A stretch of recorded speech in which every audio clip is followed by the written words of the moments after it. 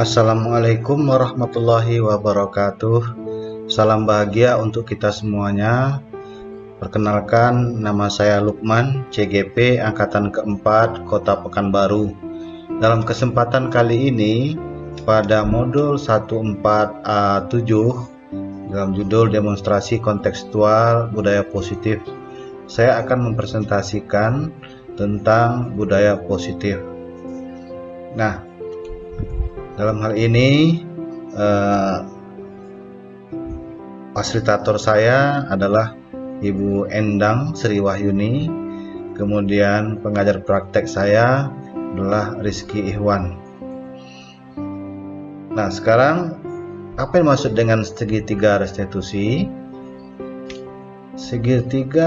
Praktik segitiga restitusi adalah dalam demonstrasi kontekstual ini saya akan melaksanakan praktek segitiga restitusi terhadap beberapa orang siswa di sekolah yang melakukan pelanggaran tentang tata tertib sekolah yang akan diangkat menjadi suatu keyakinan sekolah.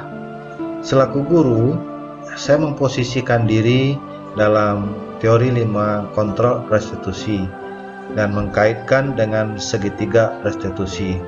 Dalam hal ini, dalam teori 5 kontrol restitusi, saya menggunakan pendekatan kontrol sebagai manajer. Nah, konsep daripada segitiga restitusi, yang pertama dari ketiga sisi yang ada, yang pertama adalah menanyakan keyakinan. Untuk di sisi menanyakan keyakinan, kita bisa mengumpulkan beberapa pertanyaan. Misalnya, tentang keyakinan kelas apa yang telah kita sepakati, atau keyakinan sekolah apa yang telah kita sepakati, atau keyakinan sekolah yang sudah disepakati sejak lama. Nah, kemudian kamu ingin menjadi orang yang seperti apa? Pertanyaan-pertanyaan seperti ini selalu kita letakkan di sisi menanyakan keyakinan. Kemudian di sisi yang lain, yaitu menstabilkan identitas. Dalam hal ini, contoh pertanyaan yang bisa kita lakukan adalah, kamu bukan satu-satunya yang pernah melakukan ini. Kemudian, setiap orang pasti pernah melakukan kesalahan. Dalam sisi ini, kita bagaimana menstabilkan keadaan. Kemudian, di sisi yang lain, yang terakhir adalah validasi tindakan yang salah. Kamu tentu punya alasan mengapa melakukan itu. Atau pertanyaan yang lain adalah, adakah cara yang lebih efektif untuk mendapatkan apa yang kamu butuhkan? Nah, dari konsep ini kita beralih lagi kepada contoh kasus. Contoh kasusnya, kasus yang pertama adalah 3 orang siswa, yaitu Rizky, Teguh, dan Jalu. Mereka adalah siswa kelas 11 LAS, jurusan LAS, yang sedang melaksanakan prakrin atau praktek kerja industri. Ketiga siswa tersebut datang ke sekolah dalam rangka mengantarkan tugas modul mereka, karena selama ini mereka melaksanakan prakrin, jadi tugas-tugas mereka dalam bentuk modul.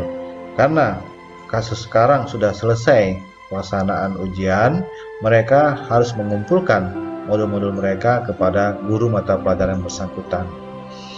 Karena mereka datang di luar jam belajar, mungkin mereka beranggapan bahwa keyakinan sekolah boleh tidak mereka terapkan.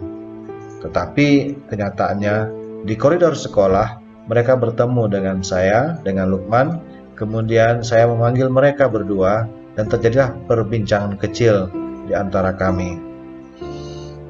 Dalam tahapan-tahapan kelompok ini, di tahapan 1 dalam segitiga restitusi, saya menanyakan suatu keyakinan. Nah, pertanyaan apa yang saya lakukan adalah saya bertanya seperti ini. Nak, mengapa kamu datang ke sekolah tidak menggunakan sepatu dan pakaian seragam sekolah? Nah, siswa tersebut menjawab, pakaian seragam saya kotor dan sepatu saya basah, Pak, kata Rizky. Selanjutnya adalah, saya tadi di tempat magang, langsung ke sekolah, Pak, sehingga tidak sempat mengganti pakaian seragam. Itu adalah kata si Teguh, jawaban si Teguh. Kemudian saya mengatakan, Oh, seperti itu ya. Tahu nggak kamu nak tentang ketentuan bagaimana siswa datang ke sekolah? Tanya kembali saya. Tahu Pak, jawab Rizky dan Teguh. Kalau begitu, mengapa kamu melakukan hal yang demikian? Nah, itu di tahap keyakinan. Tahapan yang kedua adalah menstabilkan identitas. Dalam tahapan ini, saya bertanya lagi. Nah, kamu, Rizky dan Teguh, sudah melanggar tentang keyakinan sekolah, khususnya dalam cara berpakaian. Ada sih memang siswa lain yang melakukan hal yang sama, tapi itu jangan dijadikan sebagai patokan, karena itu perbuatan atau contoh yang tidak baik. Dan banyak juga siswa datang ke sekolah dengan kepentingan seperti kamu, tapi mereka memakai pakaian seragam. Nih, coba perhatikan si Jalu. Beliau juga mengantarkan tugas ke sekolah, tapi beliau tetap mentaati apa yang menjadi keyakinan sekolah. Nah, ini di tahapan menstabilkan identitas. Saya berusaha meyakinkan mereka bahwa mereka memang melakukan kesalahan, tetapi ada suatu cara untuk penyelesaiannya. Selanjutnya di tahapan yang ketiga, tahapan restitusi. Saya memberikan waktu kepada mereka agar mereka dapat berubah, khususnya perubahan secara intrinsik atau perubahan dari dalam mereka sendiri. Nah, dalam hal ini saya mengatakan, sebaiknya jika kamu datang ke sekolah lagi nak, walaupun itu di luar jam pelajaran, hendaknya tetap mematuhi yang menjadi keyakinan sekolah kita selama ini. Bisakah kamu dan Rizky dan Teguh mensepakati itu? Dan Bapak minta Jalu tetap konsisten ya terhadap keyakinan sekolah, dan mudah-mudahan kamu juga dapat mengingatkan kepada teman-teman yang lain, dan kamu nantinya dapat mencontohkan kepada temanmu yang lain juga. Baik Pak, jawab mereka. Terus saya persilakan mereka untuk melanjutkan tujuan mereka. Nah, dalam 3 tahapan ini, saya mendapat suatu tujuan apa yang menjadi tujuan dari segi 3 restitusi yang saya lakukan. Antara lain dapat dikelompokkan kepada 2 model, yaitu dari sisi siswa dan cara pandang guru. Nah, tujuannya adalah dapat memahami bagaimana mengaplikasikan pendekatan segitiga restitusi secara baik dan benar, khususnya dalam sisi internal siswa tersebut. Contohnya dalam sisi siswa. Nah, siswa dapat melaksanakan keyakinan sekolah secara konsisten karena dorongan dari internal mereka sendiri, bukan dari dorongan dari eksternal, bukan karena guru, bukan karena peraturan dan lain-lain. Ini lebih mengupayakan bagaimana mereka menerapkan atau melaksanakan keyakinan sekolah secara konsisten, lebih dari kesadaran mereka sendiri. Kemudian di sisi guru ada beberapa tujuan, yaitu guru mampu melaksanakan tugasnya. Dalam hal ini, bagaimana mengaplikasikan keyakinan sekolah dengan berpihak kepada siswa. Tetap keyakinan sekolah laksanakan, tetapi menggunakan kaedah-kaedah atau nilai-nilai yang berpihak kepada siswa. Nah, saya rasa demikian demonstrasi kontekstual tentang budaya positif. Selanjutnya kita saksikan videonya. Sama namanya Rizky, Pak.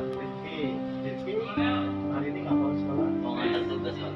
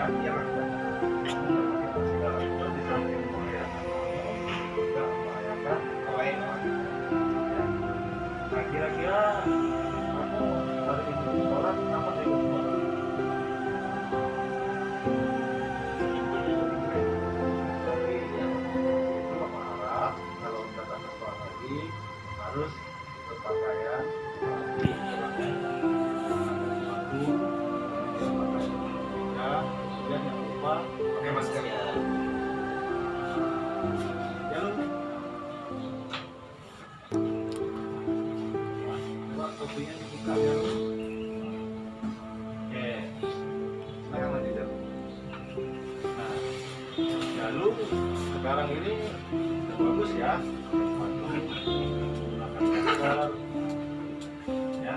Nah, jadi baiknya juga jago kalau emang benar guru, ya. Nah, filternya yang dari berbagai seragam. Coba dibuka filternya, jago. Filternya, oke, kan bagus, ganteng gitu kan. Jadi sebenarnya ini yang baik ya, coba pakai sepatu, gunakan seragam sekolah dan tempat. Oke, jadi Ricky untuk sama Teguh, Bapak harap betul perhatikan nanti apa yang menjadi keyakinan di sekolah kita. Keyakinan sekolah kita itu adalah aturan-aturan yang betul kepada kita agar kita mengerti jadi pakaian seragam. Nah, itu kita sekarang ya, ya.